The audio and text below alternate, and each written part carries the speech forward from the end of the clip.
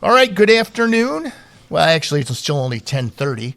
Well, what if they're listening and it's the evening? Okay, good afternoon, evening, good morning. It could be like, what's that show, The Truman Show? Yes. Anyways, this is Ted Mount, and I am the host of Jibe Talking, and I have a co-host. Her name is? Christina Columbus, famous co-host. Famous. You are? Yes. You never added that before. All right, and today we have, and I'm going to try to get this right, the owners of Erie Island Sailing and Adventure. Sailing School and Adventures. And Adventure. Okay, let's do it again. Erie Island Sailing School and Adventures. Did I get it right this time? You got it. All right. Why don't you go ahead and introduce yourself? You guys are the owners, right? Correct. Okay. Go ahead and introduce yourselves.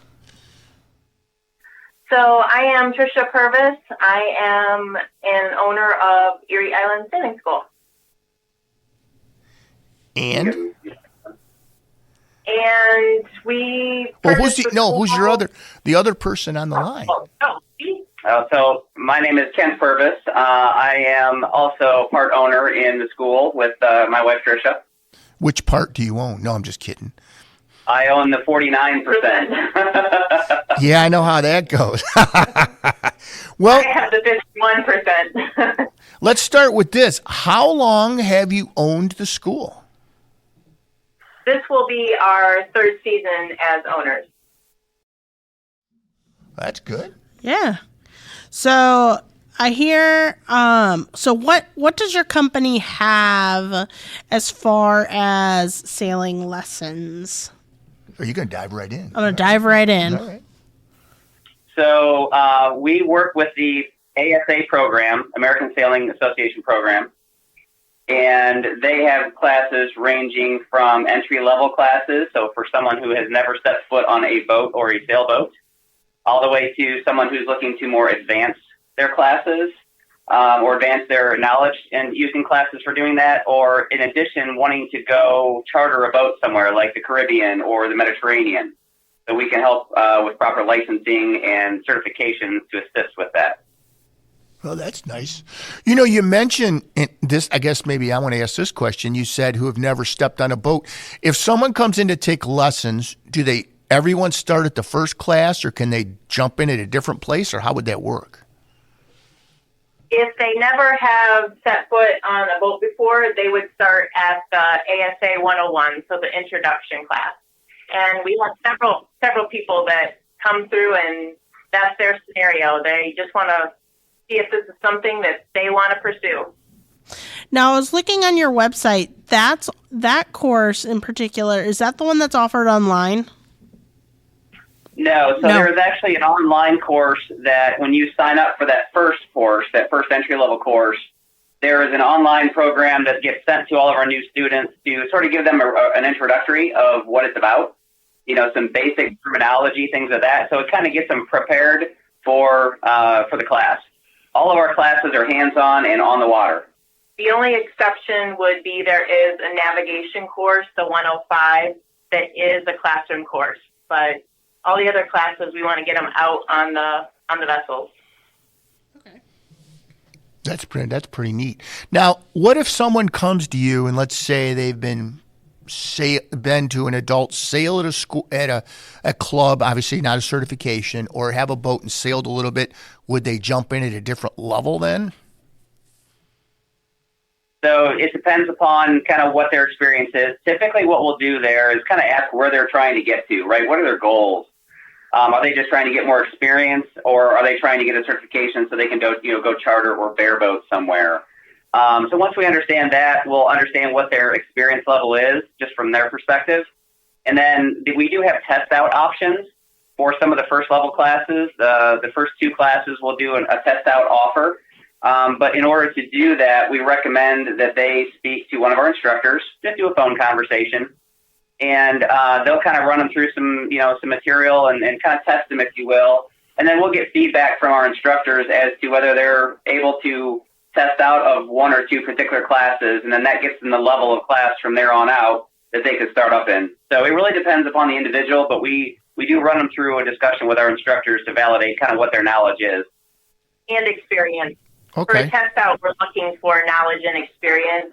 just reading the ASA 101 book would not be valid for testing out of 101. Now, the way you said that, I take it someone's tried that? No, I'm just kidding. They have asked. We've had individuals that have said, "Hey, I've sailed on like a crude on a boat for a number of years," and so they may just be an individual hanging a ballast hanging over the side, or they're a grinder or something like that, but they've not really fully been immersed into it. So again, we'll go through and do some of those basics, and most people, after talking to our instructors, appreciate the direction, and we don't want to set them up for failure. We're not trying to get them through the course fast. We want them to succeed and be successful and achieve whatever their dreams are. So if that's to be more knowledgeable and more experienced, then if they're lacking some basics, we'd rather them start from the basics and get a good foothold. Now, you used a term that I don't know if everybody listening, because we have of the 10 people that actually listen actively, maybe a variety of knowledge, but you use the term bareboat. What does that mean? So bareboat is when you go to the Caribbean or the Mediterranean or any place, and you're renting a boat without a captain. Okay. Now, are you finding that how many levels of ASA or how many classes would someone need to take to be able to go somewhere and they would say, yeah, we'll rent you a boat? Or does that vary by location, or how does that work? Because I've only ever run it in the U.S., so I don't know. Yeah, it's going to be different a little bit from the U.S. to the Mediterranean. They're a little more strict overseas in some areas, but then in some areas not. So it really does kind of depend. But it's a combination of the certification. So the certification is sort of one check mark to get them over the board of, I've got experience, I've taken classes, things of that nature. The second item is having experience and time on the water. So ASA has a lot of different classes. We have 9 total classes that we support out of our school right now. But if they were to go through the first 3 or 4, the 101, 102, which is a new class this year, 103 and 104, that gets them the certifications for bareboating. But then they really need to have kind of a resume, a sailing resume or experience that they can also show that I have been sailing and I didn't just go take some classes. Now 102 you said is new this year. What is that going to be? So 102, they found a gap with that experience on the water, or time on the water, I should say, between the first entry-level class, the 101, and the 103 class. The 103 is where you get into what's called coastal cruising, and it's an intermediate class where you get a little bit more experience. But the 102 is meant to give them an additional amount of time on the water to build upon those 101 skills or those basic skills. And so there's a requirement of 20 hours of sail time in that 102 class. It's about a 4-day class just to give people more time on the water. Because you got to understand, some people that are coming through our school and any school around the world, because ASA is a global organization and they have schools all over the world, a lot of people have never sailed before or don't have a sailboat. So they take the class and they're kind of looking for what's next. How do I get more time on the water? And if they don't belong to a club or they don't have a friend with a boat, then this 102 option is another opportunity for them to get more time on the water. Yeah, okay. So you're saying if they had 102, 103, 101, 102, 103, and then what would be the next one? There's a 104, which is the bareboating class, and that really starts getting them into that, that rental capability. So if you had those 4 classes and you went, let's just say somewhere in the U.S. to rent, you probably wouldn't have a lot of problem. Yeah, they're gonna at least look at you and understand that you've gone through some certifications. You've got those certifications. You can show them your logbook. They may still ask experience and what's your time on the water, in addition to those classes. But they're going to feel much better about you stepping on their boat and them instructing you on how to use their boat for a bareboat rental. What I found was kind of interesting. Someone told me, but I've been out, had a chance to sail in San Diego a few times, and I had to fill out the resume and all that. Once they found out that I sailed on Lake Erie, and they kind of cut me a break. Yes. we've had that same conversation with so a lot of our instructors, work up and down the coast, and they also work down in the Florida and the Caribbean. And when you talk to individuals down in the Caribbean and they say, what's your sailing experience? They're like, well, I either grew up or I've boated and sailed on Lake Erie. As long as they know Lake Erie, they're like, you're going to be fine down here. Because we all know living here on the lake, it's a very different animal when it comes to weather and just the lake in itself. I know the first time I went out at San Diego and took the boat out, and I was like, wow, I didn't get beat up. I wasn't used to more swells in the chop, and I was like, wow, this is really, really different. Now it presents other problems, but let's face it, it was a lot different. That's all I've ever known. So when someone told me that, I thought they were making it up. But then you go somewhere else, and you're like, oh, okay. So we've had that same analogy. Yeah, I just say it's not. I have a healthy respect for Lake Erie. It's just really good to respect the lake. Well, growing up around it, my grandma used to have a cottage, and we've all seen some vicious storms get whipped up out of nothing. And you only have to be caught out there one time to figure that you don't want to be caught out there a second time. Although we know what you are going to be, but yeah, you get that healthy respect. Yep. Absolutely. We had an instructor last year that was with a student. They got caught in one that just popped up very quickly before they could get back from the islands. And yeah, it was, he said, and with the weather changes that we've had over the years, the storms have gotten much more severe, and it was a strong one. We benefited from having on the National Weather Service a couple weeks ago, which was kind of neat. They came on and talked about the weather and the weather patterns, and so that was kind of fun too. So now, let's say someone were to come to you, take a class. What kind of a student to instructor ratio do you have? We do no more than 4 students to 1 instructor. Oh, that's good. Okay. What does your schedule look like for offering classes? Are they day, night, weekend? So I have current availability out on our website. I add more. If those classes fill up, I add more. What we do with a lot of the introduction classes, so the ASA 101 and 103, typically those will either run, like a 101 will be Friday, Saturday, a 103 might be Sunday, Monday, or I have a couple of classes that are just on the weekends, Saturday, Sunday. Those fill up pretty quickly. Those are pretty coveted spots. When they get to the ASA 104, that's a 3-day, 2-night class. So those we go out to the islands. We are very fortunate that we utilize Kelly, Put-in-Bay, go out to islands for those.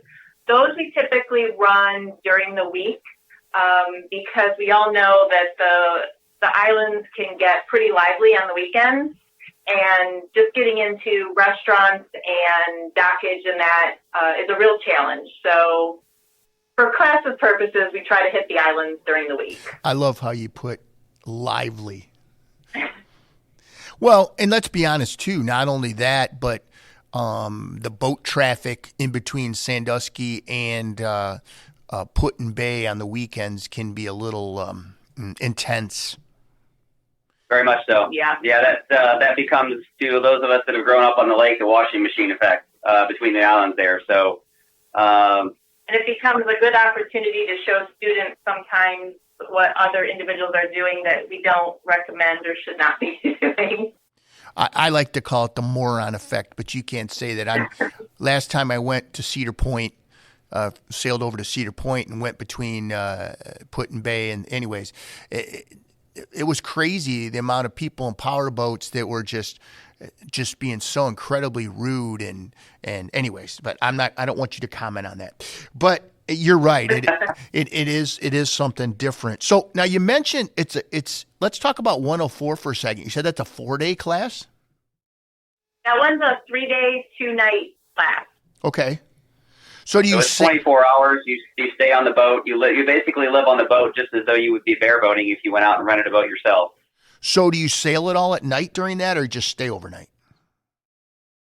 That one you stay overnight. There is an advanced class, the 106, where they sail at night, and that's definitely a more intense class. That one, they sometimes even get like 3 hours of sleep, and then they get up and sail. And so that one, the 106 is designed more for dealing with some of those unexpected situations that you hope never come up on a sailboat, but sometimes do. Or if you're sailing through the night, right? If you're making a long passage and you need to sail through the night, and doing different watches with your crew, things of that nature. So that one really dives into those advanced skills. I got to tell you, anybody listening, if you've never been out on the lake at night, it's vastly different. And it's nice to go out the first time with somebody who's been out there. I mean, that's my opinion, because the first time I went out by myself, I didn't go out with somebody else. And I got to tell you, it's easy to get lost if you're not paying close attention to your nav. Very much so. And it's very challenging to understand where you are, especially when you are around the islands or even the mainland, because especially in Cedar Point, right, you've got all these lights everywhere, and it's hard to determine what's what, right, between what's a navigation marker or what's something on land. And so that's part of, and you run into that in other parts of the country as well. If you're down in Miami, right, or you're on the coast or something, you're going to see those same types of situations. And so that's where that advanced class really, really challenges that. And we try not to rely a lot on electronics, because while those are nice and they're a great feature, the electronics will eventually fail at some point. Yes. And they usually fail when you need them most. Yes. So we do work on chart plotting and, planning through navigation that way, so that they've got kind of both sets of skills. You can rely on one or the other. Or the electronics will be wrong, because the first time we were bringing our 47 back from where we purchased it, it was showing our boat on land, and we were clearly in the water. We're like, this is clearly not right. Interesting. It's interesting because a lot of boaters don't even understand how to read a paper chart, or if they don't have their electronics, they're dead. Even during the day, they just don't know. Yes, that's right. And, they're starting to go away from the paper charts. Yep. They're not printing them as much anymore. Nope. Now you have to kind of custom print them and so forth. So, it is kind of a dying skill, but that's where our 105 class comes into play, which that is all chart plotting and understanding how to do dead reckoning and how to, find your position, using 3 points of reference through with land markers and things of that nature. Now, just some basics. Go ahead. I'm sorry, finish. Yeah, just some basics to get you started. The interesting thing, though, on our part, I guess, on Lake Erie, in our part of the lake, that's helpful, obviously, you can see like Davis Bessie unless it's really obscured. So you at least know if I'm heading from my place to the islands and like Davis Bessie is not ahead of me, I know I'm going the wrong way. But I will say I came out of Put-in Bay one day. It was early in the morning, and I would have sworn that I was heading in the right direction. And I looked at my compass, and my buddy goes, "What are you doing?" I said, "We're not going the right way." And he goes, "What?" Because it was kind of still a little foggy and overcast. And had I not looked at my other stuff, I don't know. I would have probably ended up over in Cleveland or something. Not quite, but it floored me because I'd been in and out of there a number of times.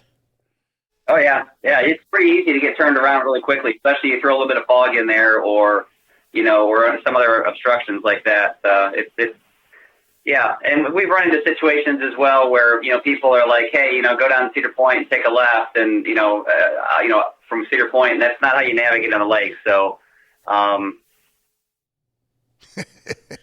yeah, sometimes. So now, if you were to take your classes and you decided to purchase more than one at the same time, is there a price break? Do you offer like a packages you can buy, or? Yes, we do combo pricing. We also do a discount each class. We honor the veteran program. If someone comes in and says, hey, I want to take ASA 101, I think I might want to take 103, they're not sure.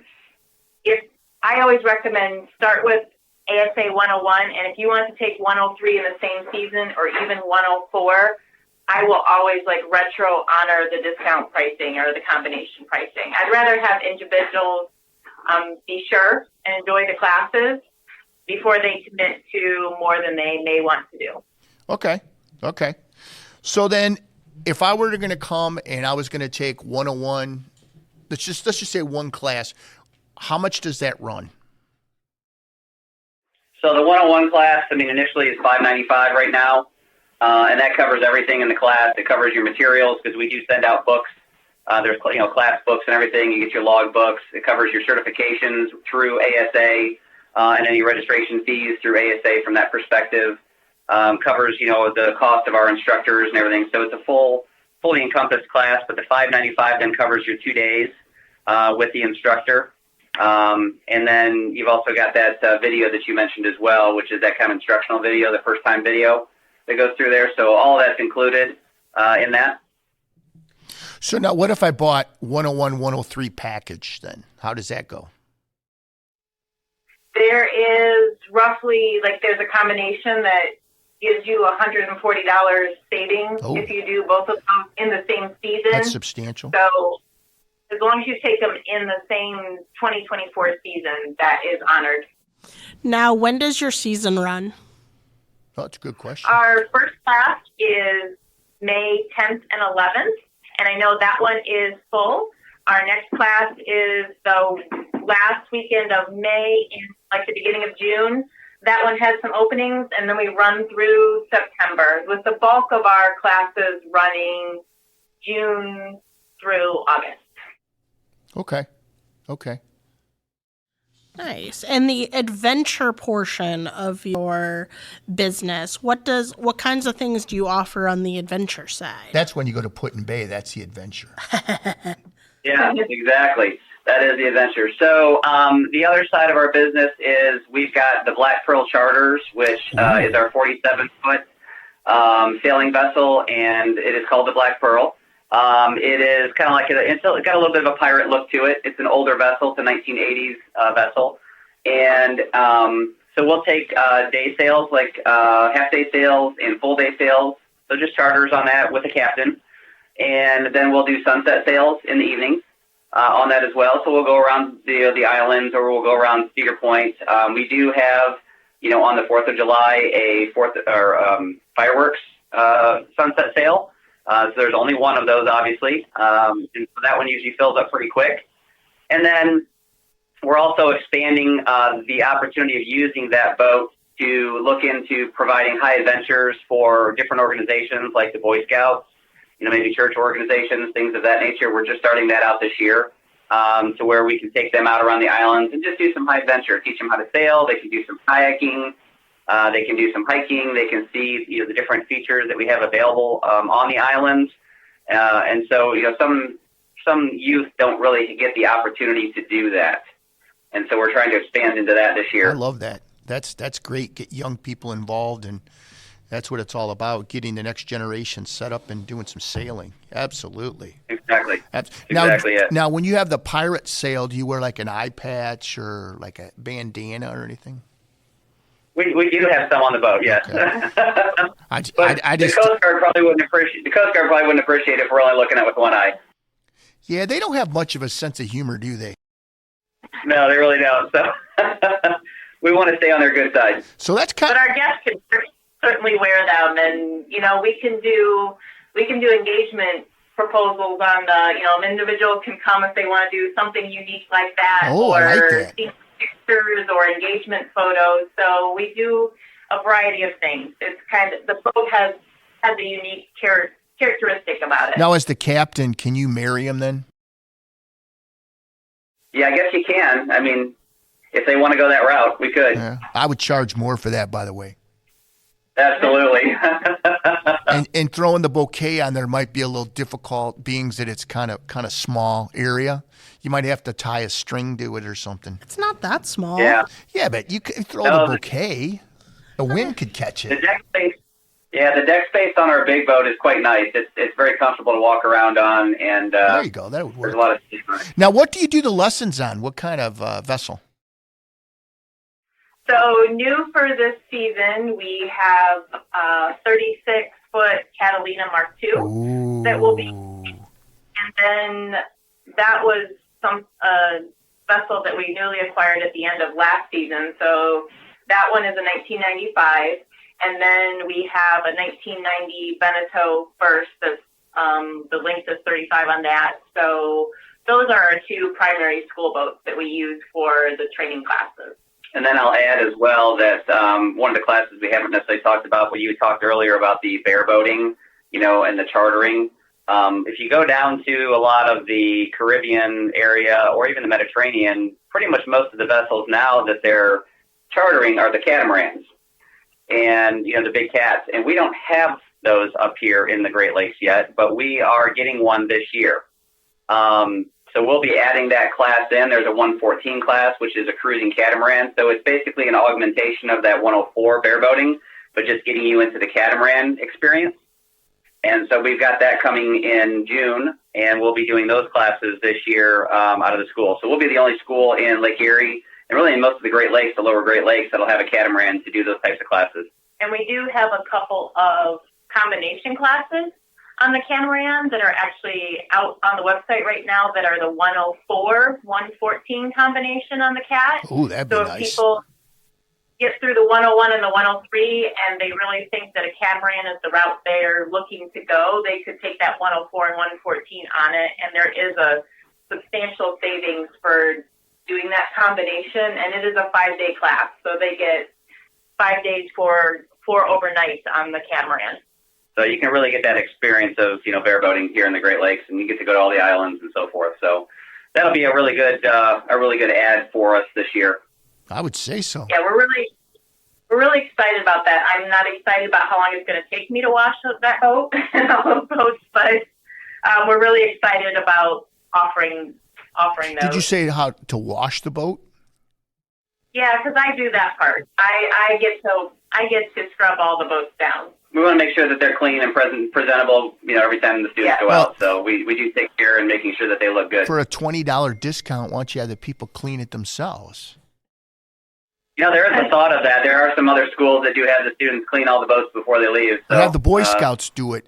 They can come over and do it for a service they do project. need to learn how to maintain the boats. Yeah, Eagle Scout project. Well, and they also they need service hours. So that's a good idea. See? Well, we do have a 14-year-old son that's a scout that sometimes we employ his services. So.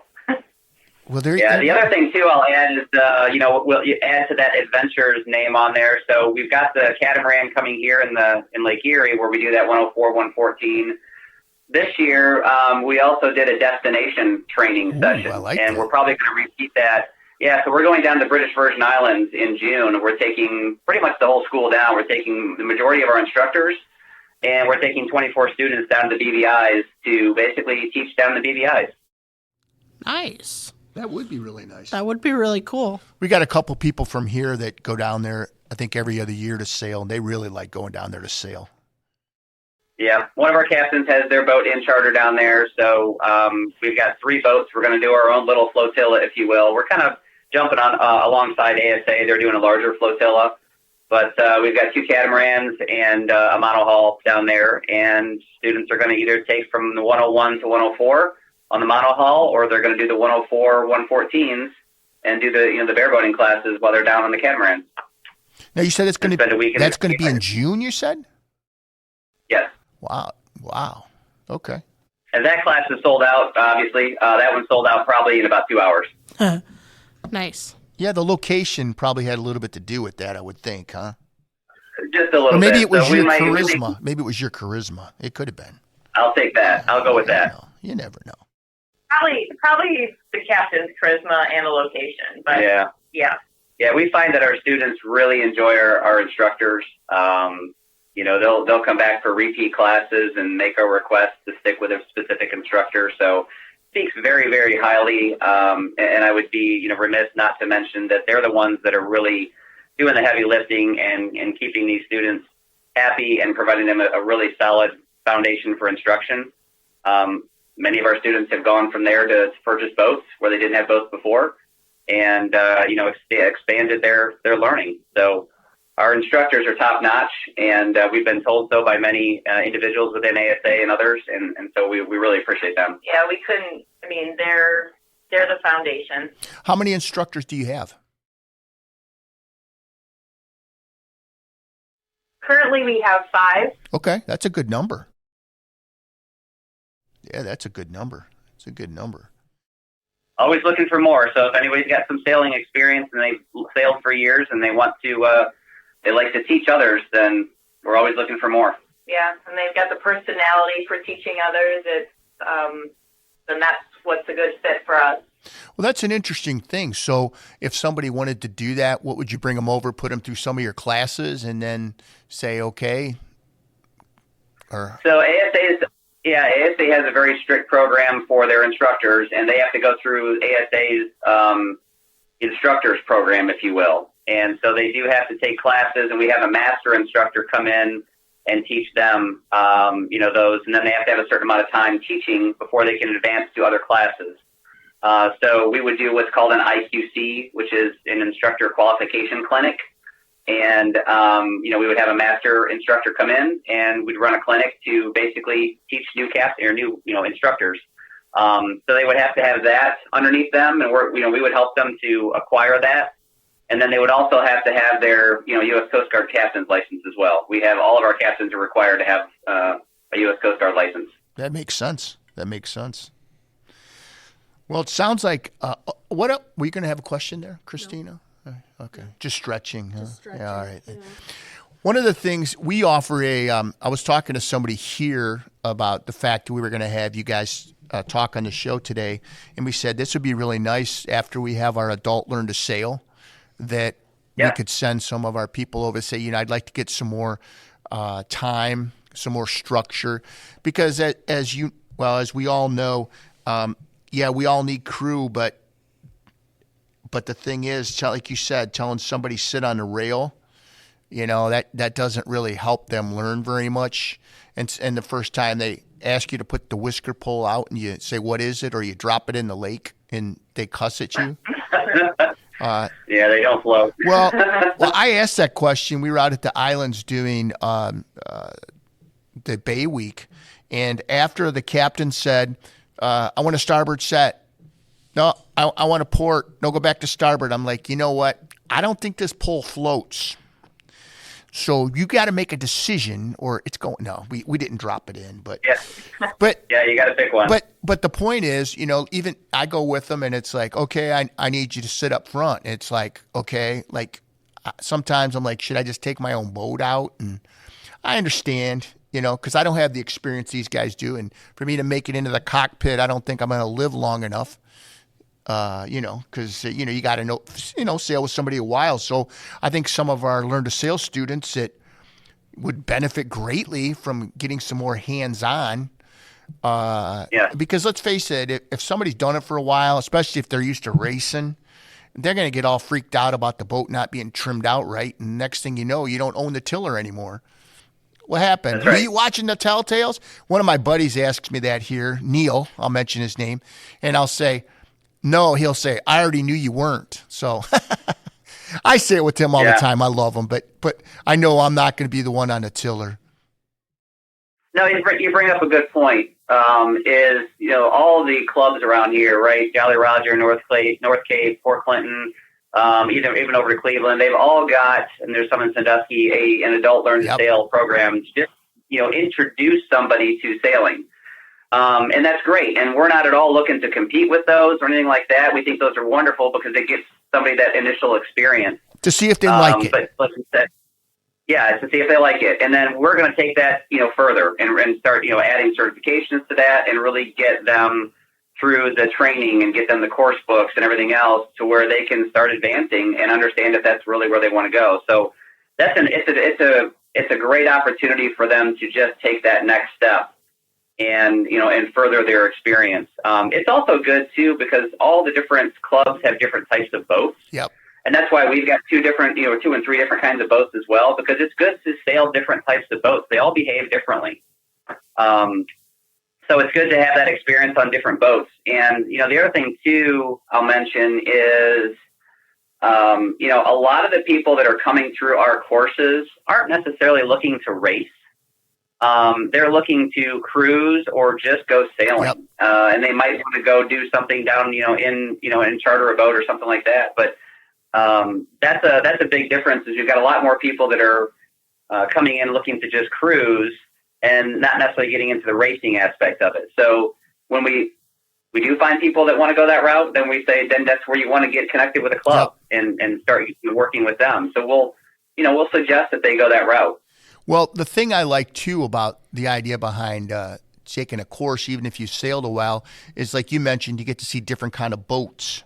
Because, like, for instance, my boat does not have a roller furler. The first time I was on a boat with one, they said, pull on that line. I was like, what's that going to do? I mean, and I just got to look. And they said, oh, you don't have one of these on your boat? I said, no, we have to go up front and put that thing on and raise it. And, some people have all their stuff to the cockpit, and then some people don't. Right. And if you've never seen it a different way, you're like, you start heading up on the deck. Where are you going? I'm going up to put the sail up. They say, well, we can do that from here. That's right. I didn't know that. What about taking it down? Yeah. Oh, you pull on this one. And I think that's where, being in a class and somebody that's experienced and can explain to you too what's going on. Because I'll go with guys sometimes and they'll say, oh, we got a bad sail shape. And I'm like, I don't even know what that means. Right. I just look and say, well, the boat's moving, but again, and that's exactly right. In the beginner classes, it's just getting the sail up and getting the boat moving. And when you start getting into the more advanced classes, then they start looking at sail shape. Yeah, and then they'll say, move the jib cars back. I said, I didn't know you could do that. So you can tell my boat, I'm the cruiser guy. I like to just put the sail up, go out to the islands, stay overnight. My boat goes fast enough for me. And yeah, I don't trim it out the best, but again, I will go with somebody to race, but I'm not a racer. Yep. And that's the benefit. Yeah, Do you have any additional questions over here? You've been so talkative today, Christina. I don't know what we're going to do. Well, how would let me ask you this. She's never really sailed much. How would a person get started? So the first thing they're going to want to do is go out to our website, erieislandsailingschool.com, and they're going to want to look and see what is available for some of those entry-level classes. And if if there's information out there about what's covered in the class, all the pricing is out there. They can book immediately online, and we'll get the registration immediately. So everything's online from an availability perspective. And of course, if they have any questions, they can call Trisha or myself. Trisha's usually the one that handles all the phones, and she'll talk them through anything that they need. So that's the first step: is find a class and book it, and get in line. Get in line to take it. We'll ship your materials to you as soon as we receive your booking, and then it's a matter of starting to look through those materials. Reading the books and getting familiar, doing that online class, and get prepared to come and have a lot of fun for a couple of days on the water. So you would take care of all the materials. I just show up with what you sent me. Correct. We'll tell you to bring, there's information in the material that we send back to you as far as things that you might want to consider bringing. The basics when you're going to be on the water, right? A hat, sunscreen, protective clothing. We do sail in the rain. So if it does rain or we have some weather, we still sail in the rain. Now, we're not going to sail during a thunderstorm, lightning, things of that nature. But if it's just a rainy day, we're going to sail because you might get caught out on the water in the rain. And, that's not going to deter you. And so we'll prepare you for that. And then, bring your materials, your books, and you should be good to go. Everything else we provide. We provide life jackets. We provide all the safety gear for the boat, and we provide the instructor. What if somebody falls in? Well, then you get an opportunity to practice the man overboard drill. Have you had that happen? But no, we have not had that happen. And we're very careful to prevent that from happening. We've had people that have come on that have had mobility issues. Okay. And, when we go through, if you were to go through and request a class, there are some questions that we ask you about your experience and your health and that kind of stuff, because it's very good for our instructors to know what the individuals coming on board, are like, and if they have any situations that we need to be aware of. And so we've had a gentleman that had some balance issues, and he was asking, "Can I do the class?" And our suggestion was to take the first class. We'll let the instructor know, and just being very careful that we're on the boat. Typically, when we're out there, I mean, the boat's not heeled over on the monohulls. I mean, we're not looking to race again. We're looking to be comfortable. So the captain's going to keep the boat at a comfortable heel or a comfortable level so that everybody can get good instruction. And our boats being 35 feet, 36 in length, they are quite stable boats. That was one of the reasons that we upgraded. We formerly had a 27-foot, and so we upgraded to the 36-foot Catalina just to provide more space, more stability, a more comfortable experience for our students. It's more comfortable for our 104 overnight. Yeah, I would think so. That would be, especially on that side. Yeah, my 27 would be a little cramped for 4 people. Yeah, we've done it. We've had 4 people on the 27s, and if you get a couple big guys on there that are, I think one time we had a couple guys that were firefighters, and so they're bigger gentlemen, and it gets a little tight trying to move around and change positions. Well, that's where if you go to the islands first, no one cares at night about where they're sleeping. That's right. Just you lay out there, okay? No, I'm just kidding about that. Exactly. Anyways, I was going to ask you something else. Yeah, I think it sounds pretty cool, the stuff, especially the new catamaran. I did not know anybody on the lake offered it. Sounds like they did not until this year. So Nope, they're going to be the first. That'll be kind of neat. Yes, we're going to be the first. The other thing we're experimenting in this year, we're still working through some stuff. We are going to start working with a company called Safer Boater, and they actually provide on-water training and certification for power boaters. So you mentioned early on in the broadcast about going between the islands and Cedar Point and all these power boats zipping which way and every way. Yes. You can buy a boat and get on the water with no real training or license or anything. And so we're starting to work toward adding that as another option of training power boaters how to use their boats and how to maneuver, basic rules of the road, things of that nature. And that will come with a certification. And that certification advantage here on the powerboat side will be lower insurance rates, or if you're changing boat sizes, sometimes the insurance underwriters are going to question your experience level. And so having training, again, just like on the sales side, will help them to get lower insurance rates or even just help them to get insurance. And I know some people are like, oh, I'm sailboat only or I'm powerboat only. And our captains are all trained in both, and we like them both. So I like to eat Lake Erie perch. My husband likes to fish. So we can't commit to just sail or powerboat at this point in time. So we're open to both. Good. Yeah, my son had a 31-foot Chris Craft we used to take out, but that was a little bit difficult to dock, being that big. I never got real good at it, but. Yeah, and that's the other piece too, is right. Some people get intimidated when they buy these boats and they realize how much challenge it is to dock. And so, we part of that training for the powerboat and the sailboat. That's one of the things we do on the sailboat too, is docking and maneuverability.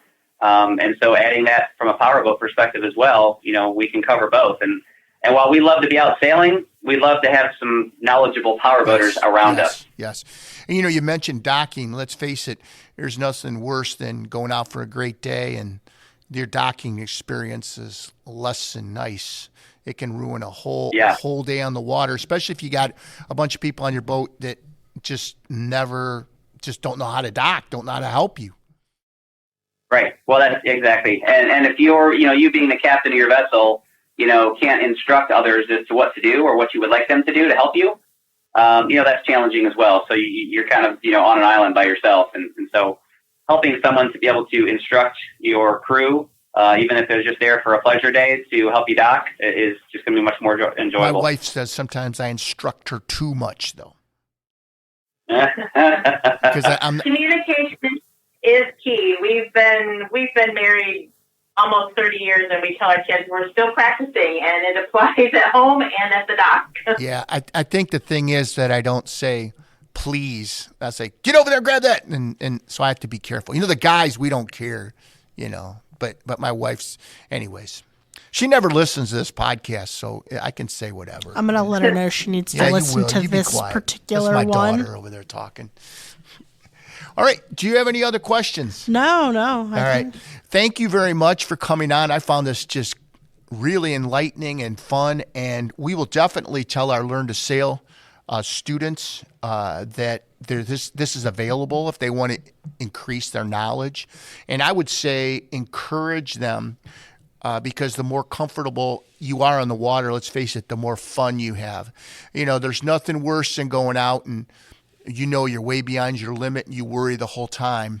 Or you're comfortable and if something comes up, you won't be happy about it, but at least you have the knowledge to deal with it. And we all know, especially if you sail, because you're not going anywhere very fast, something's going to come up. Something's going to happen in that 4 hours you're out. And if you're comfortable and you've been trained, you can at least say, okay, this is what we need to do, instead of everybody just throwing their hands up and things getting worse. And I've done that too, by the way. Absolutely. In the words of Captain Ron, if it's going to happen, it's going to happen out there. That's my favorite you movie. just hit the nail on the head. He loves his Captain Ron. I do. I always say, if we get lost, we'll just pull in somewheres and ask direction. Absolutely. And the vessel, the Black Pearl, we've got a position up there where that was in the movie, and that's where Captain Ron stood while they were taking shots of the movie. Okay. All right. Well, I'll leave that with you. Well, thank you very much for coming on. And if you don't have anything else, then we'll let them go. Yeah, we'll let you go. No, we really appreciate your time and letting us talk about our love on the water and trying to help people get more confident. We had fun. And